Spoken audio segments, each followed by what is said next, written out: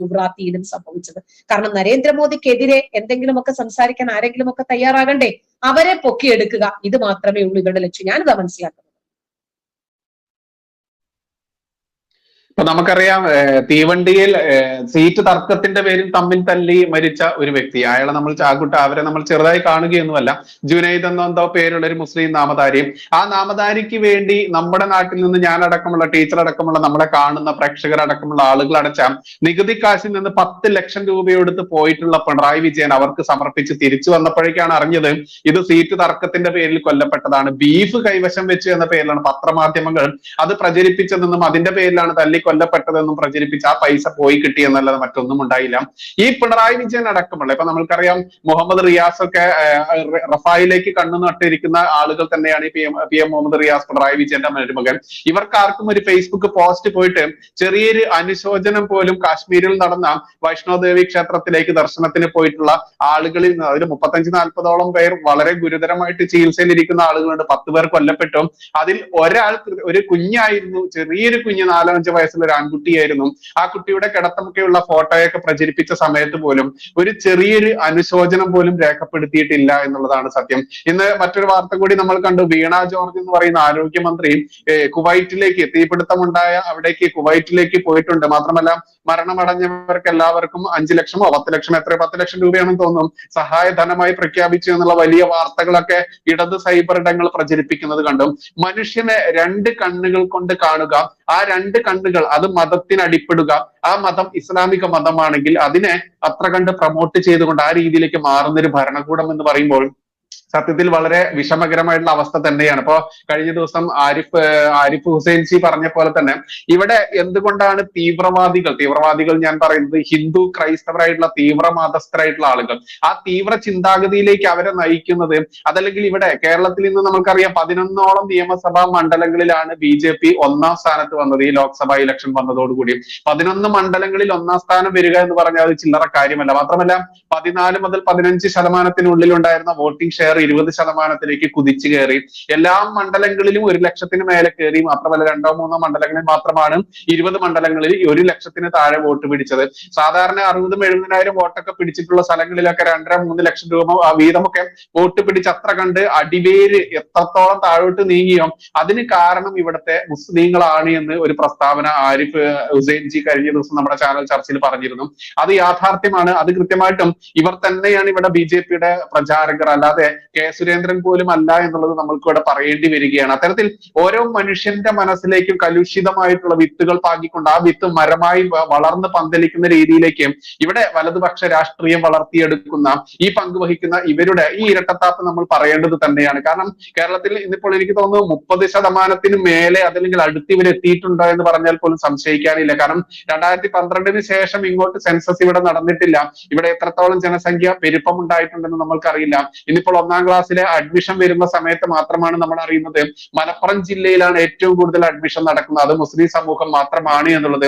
അങ്ങനെ വെച്ച് നോക്കുകയാണെങ്കിൽ ഭാരതത്തിൽ അങ്ങോളം ഇങ്ങോളം ആയിക്കോട്ടെ, ഇനി വേണ്ട പ്രത്യേകിച്ച് കേരളത്തിൽ മാത്രം എടുക്കുകയാണെങ്കിൽ കേരളത്തിലെ ഇന്നത്തെ മുസ്ലിം ജനസംഖ്യ എത്രത്തോളം ആയി എന്നുള്ളത് വളരെ ഭീഷണിപ്പെടുത്തുന്ന അതല്ലെങ്കിൽ ഭയപ്പെടുത്തുന്ന രീതിയിലേക്ക് ഓരോ ഹിന്ദുവും ക്രിസ്ത്യാനിയും, ഇവന്റെ ഭാഷയിലൊക്കെ പറയുകയാണെങ്കിൽ കാഫിറുകളായിട്ടുണ്ടെങ്കിൽ അതിലേറെ വിവരം ഈ ഭരണാധികാരികൾക്കുണ്ടായിരിക്കാം. കാരണം ഇന്നിപ്പോ സംവരണ വിഷയത്തിൽ പോലും ക്രിസ്ത്യാനികൾ ഒന്നടങ്കം ഇളകിക്കൊണ്ട് ഭരണത്തിനെതിരെ കൃത്യമായി പറഞ്ഞിട്ടുണ്ട്. ഒരിക്കലും സംവരണത്തിൽ മുസ്ലിം ന്യൂനപക്ഷ ആ ഒരു സംവരണം ഞങ്ങൾക്ക് കൂടി അവകാശപ്പെട്ടതാണെന്ന് പറഞ്ഞ് അവർ കൃത്യമായിട്ട് രംഗത്ത് വന്നിട്ട് പോലും ഈ ഭരണാധികാരികൾക്ക് ഭയം അതല്ലെങ്കിൽ ഒരു മാറ്റത്തിന് അവർ ചിന്തിക്കുന്നില്ല എന്നറിയുമ്പോൾ ഇവിടെ മൃഗീയ ഭൂരിപക്ഷത്തിലേക്ക് ഇവർ എത്തിയിട്ടുണ്ട് എന്ന് ആരെങ്കിലും സംശയിച്ചു കഴിഞ്ഞാൽ കുറ്റപ്പെടുത്താനാവില്ല. ആ രീതിയിലേക്ക് തന്നെയാണ് കാര്യങ്ങൾ പോയിക്കൊണ്ടിരിക്കുന്നത്. അതുകൊണ്ട് തന്നെ എല്ലാ കണ്ണുകളും റഫായിലേക്ക് എന്ന് പറയുന്ന ആളുകളുടെ ഒരു കോങ്കണ്ണ് അതല്ലെങ്കിൽ ഇടയ്ക്കുള്ള ഒരു ചിമ്മിയിട്ടുള്ള ഒരു ചെറിയൊരു അംശമെങ്കിലും ഈ പറയുന്ന ഭാരത നാട്ടിൽ നടക്കുന്ന നമ്മുടെ സഹോദരരെ കൊന്നൊടുക്കുമ്പോഴും കാണിക്കണമെന്ന് പച്ചയ്ക്ക് പറയേണ്ടതുണ്ട്. എത്ര 45-50ഓളം യാത്രക്കാരുമായി പോയിട്ടുള്ള ബസ്, അതും ഒരു തീർത്ഥയാത്രയ്ക്ക് പോകുന്ന ബസ്സാണ്, ക്ഷേത്രത്തിലേക്ക് പോവുകയാണ്. ആ ക്ഷേത്രത്തിലേക്ക് പോകുന്നത് മാത്രമല്ല നരേന്ദ്രമോദി എന്ന് പറയുന്ന ഭാരത പ്രധാനമന്ത്രി 3ാമതും സത്യപ്രതിജ്ഞ ചെയ്യുന്ന ദിവസം തന്നെ തിരഞ്ഞെടുത്തുകൊണ്ട് ആ ഡ്രൈവർക്ക് നേരെ വെടിയുതിർക്കുക, അതോടുകൂടി ആ ബസിന്റെ നിയന്ത്രണം നഷ്ടപ്പെട്ടുകൊണ്ട് ബസ് കൊക്കയിലേക്ക് മറിയുക, എന്നിട്ടും വിട്ടില്ല. എന്നിട്ട് അതിന് നേരെ റോക്കറ്റ് ലോഞ്ചറുകൾ തൊടുത്തു വിടുക. അപ്പോൾ എത്രത്തോളം ക്രൂര മനസ്സാണ് ഇവരുത് എന്നുള്ളത് ടീച്ചർ പറഞ്ഞതിനും അപ്പുറം നമ്മൾ സൂക്ഷിച്ചു നോക്കേണ്ടതുണ്ട്. കാരണം ഇവിടെ ഒരു പ്രത്യേക മതസ്ഥർക്ക് മാത്രമേ ഇവിടെ ജീവിക്കാൻ അവകാശമുള്ളൂ.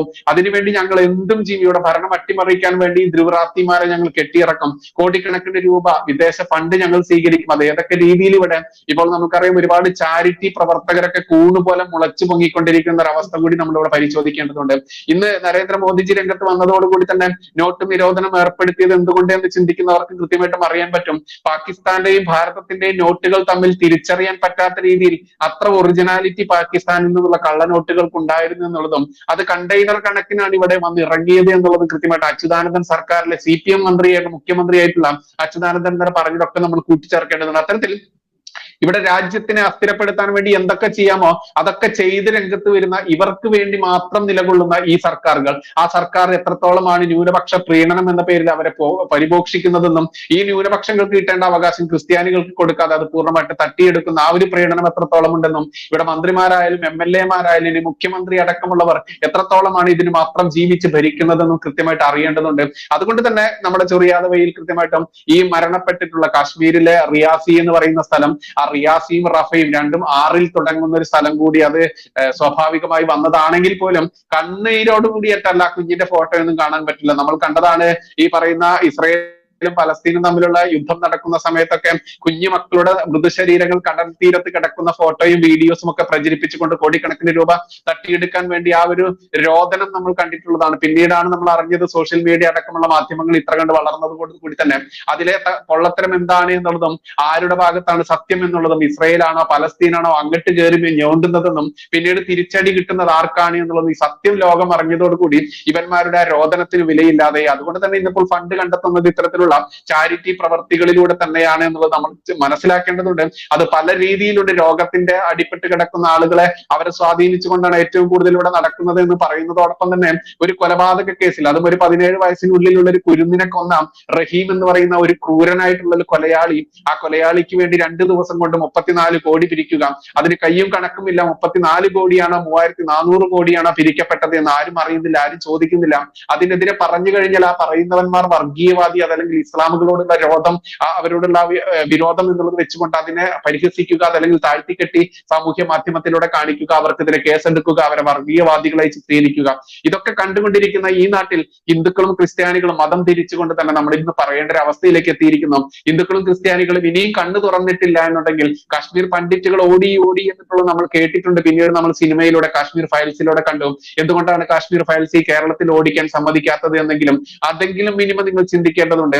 യാഥാർത്ഥ്യം ജനമനസ്സുകളിലേക്ക് ഇറങ്ങി വന്നു കഴിഞ്ഞാൽ എന്തായിരിക്കും അവിടുത്തെ റിഫ്ലക്ഷൻ എന്നുള്ളത് ഇവിടെ ഗോവിന്ദനും പിണറായിക്കും കൃത്യമായിട്ട് അറിയാം. അതുകൊണ്ട് തന്നെയാണ് യാഥാർത്ഥ്യങ്ങൾ പുറത്തു കൊണ്ടുവരുന്നവരെ ജയിലിൽ അടച്ചിട്ടായാലും വേണ്ടില്ല, അവരെ കള്ള കേസുകൾ കൊടുത്തിട്ടായാലും വേണ്ടില്ല, അവരെ ഏതൊക്കെ രീതിയിൽ ദ്രോഹിച്ചിട്ടായാലും വേണ്ടില്ല, സത്യം പുറത്തു വരാതിരിക്കാൻ വേണ്ടി മെനക്കെട്ടിറങ്ങിയിട്ടുള്ള ഭരണാധികാരികളും അതിനുവേണ്ടി നിയോഗിക്കപ്പെട്ട പോലീസുകാരെ നമ്മൾ ഒരിക്കലും കുറ്റപ്പെടുത്തുന്നില്ല. കാരണം ഭരിക്കുന്ന പാർട്ടിയുടെ ചൊൽപ്പടിക്ക് നിൽക്കേണ്ടത് അവരുടെ ഗതികേടാണ് എന്നുള്ളത് നമ്മൾ മനസ്സിലാക്കേണ്ടതുണ്ട്. ഇന്നിപ്പോൾ നമുക്കറിയാം പല രീതിയിലുള്ള സോഷ്യൽ മീഡിയയിലൂടെ നടക്കുന്ന ചെറിയ പ്രതികരണത്തിന് പോലും കേസെടുക്കുന്ന അവസ്ഥയിലേക്ക് നമ്മുടെ കേരളം മാറിയിട്ടുണ്ട്. മാധ്യമ സ്വാതന്ത്ര്യത്തിനും അതല്ലെങ്കിൽ സ്വാതന്ത്ര്യം സുരക്ഷ എന്നൊക്കെ പറഞ്ഞുകൊണ്ട് നവോത്ഥാനം എന്നൊക്കെ പറഞ്ഞ് മുദ്രാവാക്യം വിളിക്കുന്നവർ തന്നെ ഇവിടെ വാ തുറന്നു കഴിഞ്ഞാൽ വാ തുറക്കുന്നവനെ ജയിലിൽ അടക്കുന്ന സിസ്റ്റത്തിലേക്ക് മാറുമ്പോൾ ഇവിടെ ചൈനയായോ അതല്ലെങ്കിൽ മറ്റേതെങ്കിലും കമ്മ്യൂണിസ്റ്റ് രാജ്യമായോ എന്ന് സംശയിക്കേണ്ട അവസ്ഥയിലേക്ക് കേരളം മാറുമ്പോൾ ഇനിയും ഈ പറയുന്ന കാഫിർ വിഭാഗത്തിൽപ്പെട്ട ആളുകൾ വാ തുറക്കാതിരുന്നു കഴിഞ്ഞാൽ നിങ്ങൾ കാശ്മീർ പണ്ഡിറ്റുകൾ ഓടിയ പോലെ നിങ്ങൾക്ക് ഓടാൻ കാല് പോലും ഉണ്ടാവില്ല എന്ന് കൂടി കൂട്ടിച്ചേർക്കേണ്ടതുണ്ട്. ടീച്ചറെ കൂടുതൽ അങ്ങോട്ട് ചോദിച്ചോളൂ. നമുക്കേ അത്ഭുതപ്പെടാനൊന്നുമില്ല. നമ്മുടെ നാടിന്റെ അവസ്ഥ എന്ന് പറഞ്ഞാല് നമ്മൾ ചിന്തിക്കുന്നതിനേക്കാൾ പരിതാപകരമാണ്. ഇനി നമ്മളെ എങ്ങനെയൊക്കെ കേസിലകപ്പെടുത്തിയാലും ഭീഷണിപ്പെടുത്തിയാലും കൊന്നാലും ചാനല് പൂട്ടിച്ചാലും നമ്മളെ നിശബ്ദരാക്കിയാലും ശരി, നമ്മളെ നിശബ്ദരാക്കാനേ പറ്റൂ. ഇതേ ചോദ്യവുമായി 1000 ആളുകൾ വീണ്ടും ഉയർത്തെഴുന്നേൽക്കപ്പെടും. ആ ചോദ്യം, നമ്മൾ ഉയർത്തിയ ചോദ്യങ്ങൾ, നമ്മൾ ഉയർത്തിയ വിമർശനങ്ങൾ, നമ്മൾ ഉയർത്തിയ ഉദ്ബോധനങ്ങൾ, ചില ഓർമ്മപ്പെടുത്തലുകൾ, ചില മുൻകരുതലുകൾ എടുക്കാനുള്ള ചില നമ്മളിലുള്ള രാജ്യ സ്നേഹം കൊണ്ട് നമ്മൾ ഉയർത്തിയ ചില ചോദനകൾ, ഇതൊക്കെ ഇവിടെ തന്നെ ഇങ്ങനെ തന്നെ ഉണ്ടാകും. ഇനിയും വരുന്ന ഒരു തലമുറ ഇത് ഏറ്റെടുക്കും. ബിൻ ലാദനെ പോലെയുള്ള തീവ്രവാദികളെ പ്രകീർത്തിച്ചുകൊണ്ട് കവിത എഴുതുന്ന ജി സുധാകരനെ പോലെ ഒരു കമ്മി, അയാളുടെ മനസ്സിൽ വേൾഡ് ട്രേഡ് സെന്ററിലേക്ക് വിമാനം ഇടിച്ചിറക്കിയ സമയത്ത് മരിച്ചു വീണ ആയിരക്കണക്കിന് ആളുകളുടെ വേദനയും കണ്ണീരും കാണാൻ കഴിയാതെ പോയത് എന്തുകൊണ്ടാ? ഇത് തന്നെയല്ലേ ഇവിടെ ഹമാസിന്റെ വിഷയത്തിലും സംഭവിക്കുന്നത്? ഇത് തന്നെയല്ലേ കാശ്മീരിന്റെ വിഷയത്തിലും സംഭവിക്കുന്നത്? അപ്പോ ഇവിടെ കമ്മ്യൂണിസ്റ്റുകാരനോട്